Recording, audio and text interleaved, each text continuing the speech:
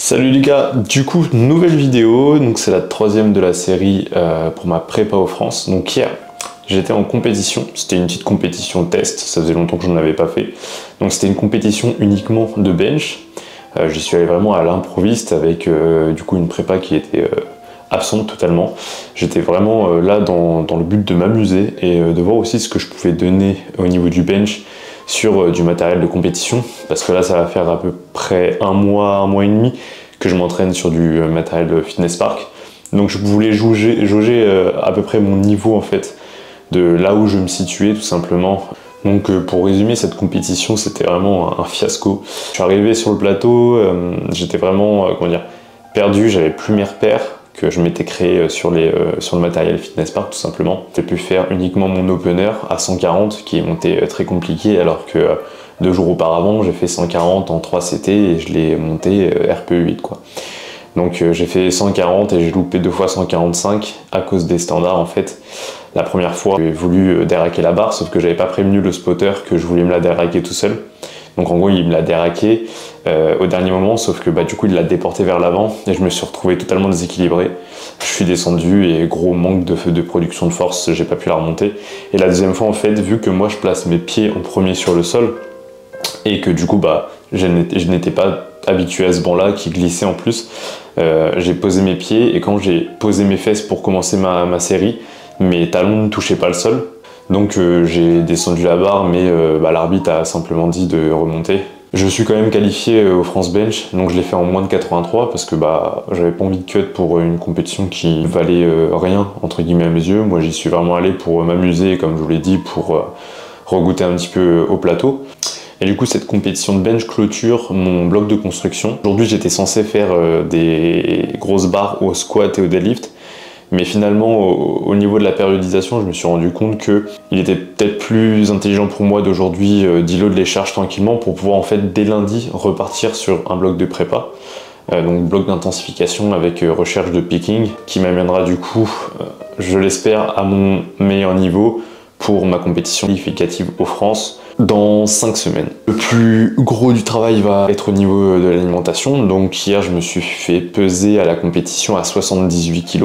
En ayant mangé et bu, donc je suis haut en poids, mais en 5 semaines je peux largement faire le taf. On va partir sur un déficit calorique progressif, donc là j'ai déjà ma diète qui est structurée, et en fait de semaine en semaine je vais commencer par réduire légèrement mon apport lipidique, ce qui est le plus haut en calories tout simplement, et ensuite je vais baisser progressivement mes glucides pour arriver vraiment sur une perte de rétention d'eau qui sera la plus optimale pour moi. Je veux pas faire de water cut, donc si je peux éviter, ça serait vraiment bien. Et ce que je vais faire, c'est vraiment le dernier jour, voire les 2 derniers jours, partir sur un full mass, avoir le ventre le moins rempli possible pour perdre le maximum de poids. Donc cette stratégie, je l'espère, va m'amener à 74 kg le jour J de la compétition. Bon, c'est un peu embêtant dans le sens où voilà, c'est les fêtes de fin d'année, il y a Noël, il y a le Nouvel An. Cette année, Noël et Nouvel An, ça va se passer tranquillement à la maison. De toute façon, mes objectifs restent premiers avant tout, même si c'est compliqué, oui, au niveau social de devoir tenir une catégorie. Mais je me dis que voilà, sur les 2 années de junior qui me restent, je vais faire les concessions et ces concessions-là apporteront leurs fruits, tout simplement. Et quand je passerai en open, j'irai en 83 et je serai beaucoup moins restreint sur la nourriture et je pourrai un petit peu plus profiter de la vie. Mais il y a des moments dans nos vies, il faut savoir être résilient, il faut savoir faire passer ses priorités avant ses plaisirs, et c'est ce que je compte faire du coup pour cette préparation. Je vous emmène donc avec moi dans cette séance, donc une séance de récupération vraiment léger au niveau du poids, dans mon home gym, donc tranquillement.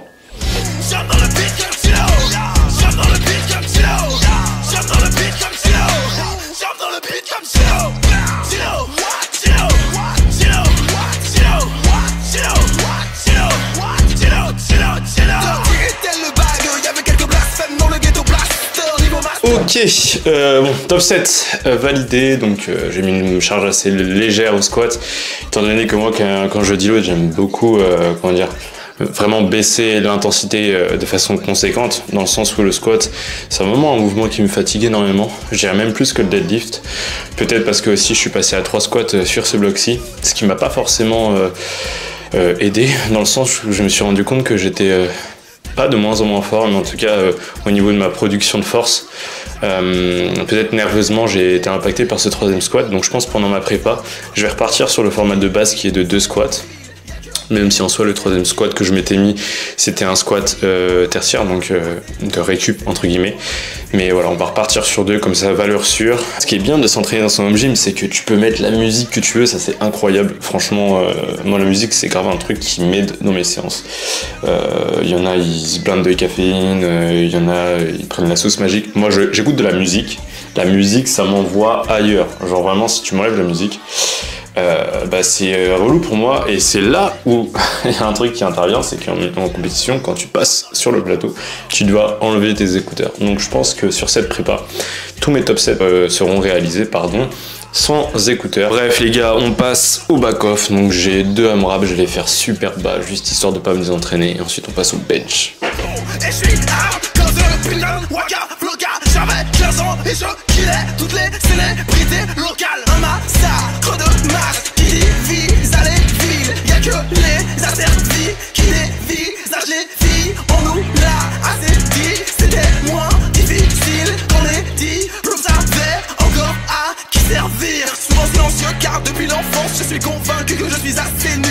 Il y a un truc qui est pas mal, c'est que, enfin qui est pas mal, qui est grave emmerdant mais qui est pas mal, c'est que je me rends compte que quand la séance est pas importante, c'est une séance de deload, un truc comme ça, je vais faire de la merde, je vais pas du tout être concentré, donc ça c'est un truc, il va falloir vraiment que je le bosse parce que chaque séance pas importante, en fait devienne contre-productive si vous les faites n'importe comment, donc Max Miller, rentre-toi ça dans la tête, chaque séance compte. C'est nul, j'ai appris à séduire, à semer l'incendie. Ceci dit le lendemain matin je n'ai rien su dire. Mourir dans une cellule vétuste, on dirait l'inspirature. Ok il y a des bons flics, mais les pires viennent les brises la rotule. Jump dans le beat comme Chilo, jump dans le beat comme Chilo, jump dans le beat comme Chilo, jump dans le beat comme Chilo, Chilo, Chilo, Chilo, Chilo, Chilo, Chilo, Chilo, Chilo, jump dans le beat comme Chilo, jump dans le beat comme Chilo. Wow. Good. J'ai terminé le bench, j'avais un petit straight set à faire, j'avais 4x4 avec un RPE sub 6, hein, histoire de juste récupérer.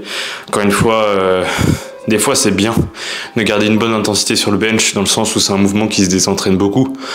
Mais quand vous arrivez dans une période où vous avez pas mal de douleurs, même de, comment dire, un manque de forme générale, et que surtout vous allez vers un bloc de prépa juste après, n'hésitez pas à deload. Des fois, on va dire, les vérités ne sont pas générales pour tous les types de cas. Et en l'occurrence, moi, je préfère aujourd'hui vraiment faire une séance tranquille. Comme ça, je suis prêt, parce que je reprends, donc on est dimanche, je reprends un nouveau bloc de prépa mardi.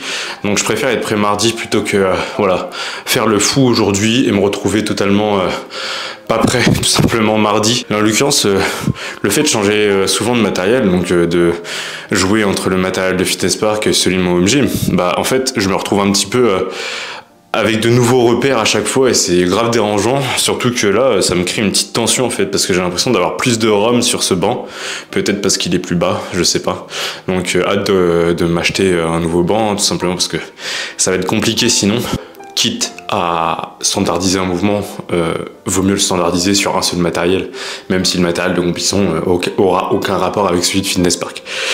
Fin de séance, j'ai pas mal de travail à rattraper d'hier, tout simplement parce que du coup hier j'étais à la compétition, donc j'ai pas pu travailler. Là j'ai pas mal de prog, je crois que j'en ai 3 à faire, donc ça va me prendre pas mal de temps, et ensuite j'aurai les retours coaching technique à faire. Du coup je vais aller marcher un petit peu, ça va me faire du bien, et ça va me permettre aussi d'avoir un maximum de pas pour la dépense globale et pour accélérer le processus de perte de poids. Donc voilà, j'aime beaucoup faire mes retours en marchant, ça me permet vraiment d'avoir les idées au clair à un maximum, et ça me permet vraiment de prendre du plaisir, parce que des retours par moment ça peut être assez redondant, surtout quand tu en fais tous les soirs. Moi tous les soirs de la semaine, mis à part le samedi soir, je fais des retours, donc quand t'es coach t'as tendance à souvent te répéter, et ça peut vite devenir assez relou si tu prends jamais de pause. Donc le fait d'allier une pratique, d'allier la marche en fait avec les retours, ça me permet vraiment de prendre du plaisir et de vraiment respirer, parce que je suis quelqu'un qui manque vite d'air, donc Voilà, le bon air frais de l'hiver me permet d'être plutôt à l'aise quand je fais mes retours. Donc pendant l'entraînement, j'avais une petite pensée qui m'est venue, et cette pensée c'était vraiment ouais, qu'est-ce qui nous pousse en fait à agir comme ça envers une pratique. Donc forcément, ce qui m'est venu, c'est la passion. Déjà pour moi, la passion, c'est quelque chose qui t'anime. C'est quelque chose où malgré le négatif qui en ressort, parce qu'il y a toujours du négatif dans les choses, bah en fait c'est trop fort pour que ça puisse t'en détacher. Moi, la force athlétique, c'est une passion qui est quand même assez récente. On va dire que ça fait 2 ans et demi, un truc comme ça. Quand j'étais plus jeune, du coup, ma passion, c'était le foot, par exemple. Et ensuite, j'ai vite bifurqué sur la musculation. Et c'est la musculation qui m'a amené vers la force. Aujourd'hui, la force, c'est mon métier. Donc, c'est ce qui me permet de vivre et ce qui me permet aussi d'être heureux. Parce que je pratique, mais je transmets aussi. Et je pense que la transmission, c'est vraiment ce qui fait qu'aujourd'hui, je suis encore en train de faire de la force et que j'en ferai le plus longtemps possible. Parce que j'ai été confronté à pas mal de choses dans ce milieu qui ont pu me dégoûter. Il y a quelques mois, j'ai failli arrêter la force parce que en fait, le milieu me dégoûtait énormément. Mais en me remettant en question, je me suis dit, mais c'est le milieu qui te dégoûte, c'est pas la pratique. En fait, tant que j'ai ma barre, mon rack et mes poids, bah, je suis heureux, quoi. Et mes athlètes, bien évidemment, parce que c'est eux qui me permettent de pratiquer ce beau métier qui est le coaching.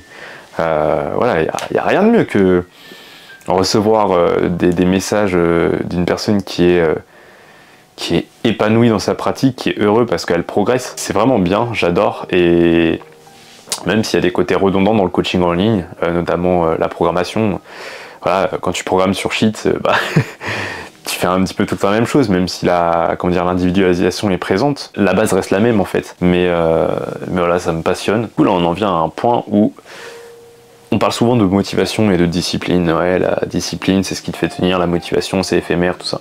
Non, pour moi, c'est la passion qui va te faire tenir. La discipline, c'est aussi éphémère, dans le sens où on va être discipliné pour quelque chose parce qu'on y croit. Mais quand on n'y croit plus, pourquoi y mettre de la discipline? Pourquoi y mettre de l'énergie si c'est quelque chose qui ne nous apporte plus rien? Et c'est là où justement la passion va rentrer en jeu. C'est que malgré tout ce qui va pouvoir se passer, la passion, c'est quelque chose qui nous fait vibrer, c'est quelque chose qui nous fait vivre en fait. Et on s'y raccrochera tout le temps. Donc quoi qu'il arrive, si la passion est là, la discipline le sera aussi. Même s'il y aura des vagues. Parce qu'on a tous déjà fait essayer de se lever à 5h du matin en faisant son lit au carré, en mangeant des flocons d'avoine avec de l'eau dégueulasse. Ça dure un temps.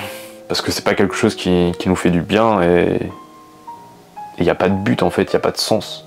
Alors que juste le fait de kiffer ce qu'on fait, de savoir pourquoi on le fait, et de savoir où on veut aller avec cette chose, bah, ça crée de la passion. Et pour moi, la passion, c'est quelque chose qui reste sur le long terme.